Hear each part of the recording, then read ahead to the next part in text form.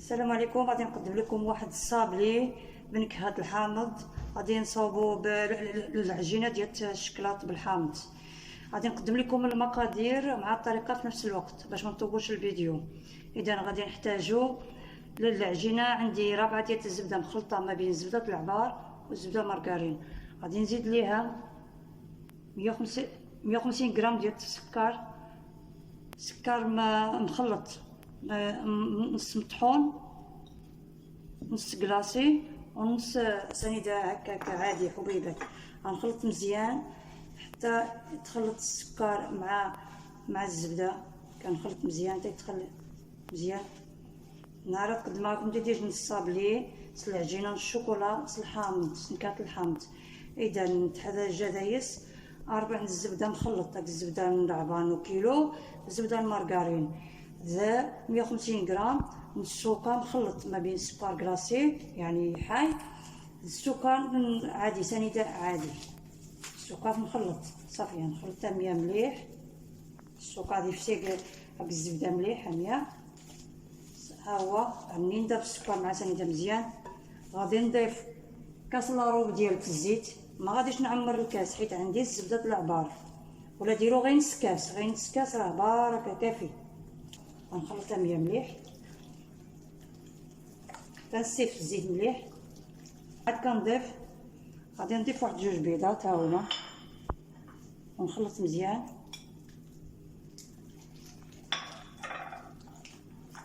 ندخل البيض مزيان صافي حتى تندمج مزيان ونبدا نضيف المنكهات. اذا راني غاسنين متجارين غنخلط مليح، هذا راني في المنكهات.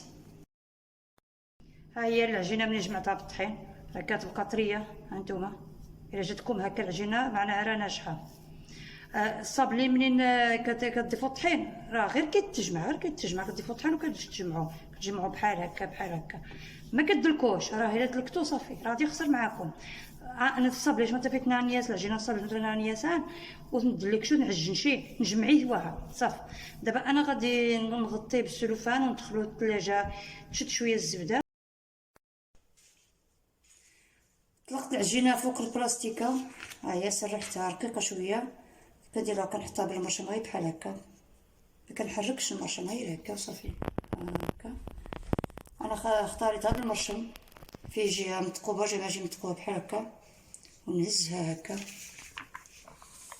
هكا، ما نحيدليهاش الوسطى، نحطها في الطاوه حتى هي. ايوا نحطها هكا حتى ملي نحطها عاد نجيب شي كوردون ولا شي حاجه عاد نحيد ليها هاد الوسط، يعني بحال هكا. هاني نحاول نوري لكم كلشي المراحل.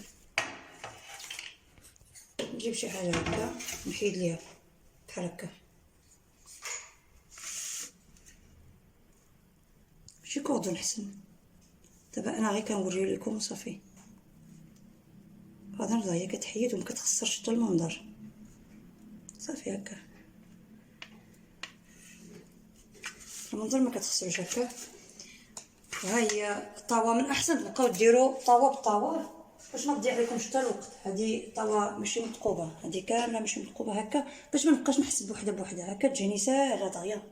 هادو طاوط راه بحال صافي. نستمر هكا وندخلها الفران. ها هو الصابلي من بعد ما طاب ها التحمر، كيجي التحمر ديالو زوينه، ما طحرق ما والو، ما محمر بزاف، راه طاب على عافيه مهيله. دابا غادي ندير شويه الشكال بحال هكا باش نلصق هكا، ونجيب هذا عود ديال الاسنان ندير ليه نقيطات بحال هكا،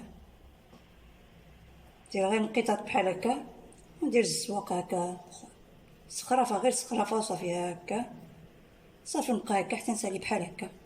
راني بديت قبايله. والعجينه الصابلي نسيت ما قلتهاش لكم، راني درت فيها معلقه كليكوز صافي. نبقى هكا تنسالي. هانتوما ها هو التزيين ديالها. هو ملي كملت التلصاق ديالها بالشكلاط هاكي زينتها. غنوري لكم حيت انا قربت نسلقوا لي غير هادو. طلقت العجينه الشكلاط، كنرش بمايزينا بنشا، نجيب المول نفس المول باش خدمت الصابلي ونبقى نقطع هكا غير المثقوبين. انا غادي نوري لكم نجيب الصابلي هكا ندهنو بالناباج وغليكوز غير شويه ماشي بزاف، ندهن بحال هكا.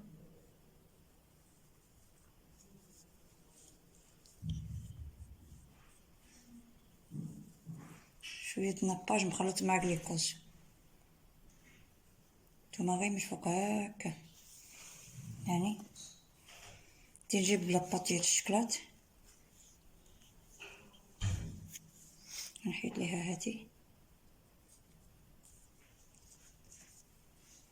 حتى بواحد اليد.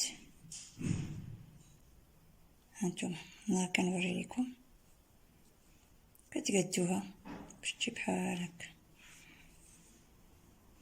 باقا غادي نزيد لها واحد الوريضه، انا غادي نوريها لكم باقا ما درتهاش لهادو. نجيب هذا المرشم هذا نديرو في شويه د مايزينا، نجي لهنا اما ديروا نقيطه ديال الناباج ولا الى حتى هي غادي نثبتها بهذا الكود.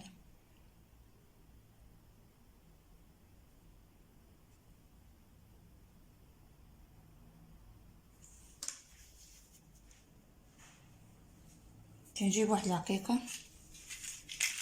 المهم راه التزيين ديالها راه غادي تشوفوه في الاخر،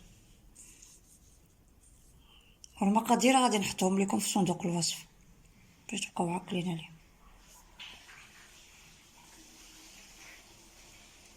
ها كيفاش كتجي، راه باقا الشكلاط راه غادي تيبس الشكلاط فوق منها. انا نستمر بحال هكا.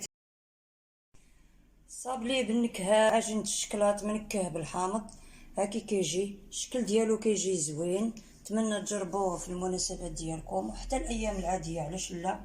الواحد الا بغى يفرح بوليداتو يدير راه زوينه، راه من نكهه الحامض كيعطي واحد المذاق زوين. انا ولادي كيموتوا عليه.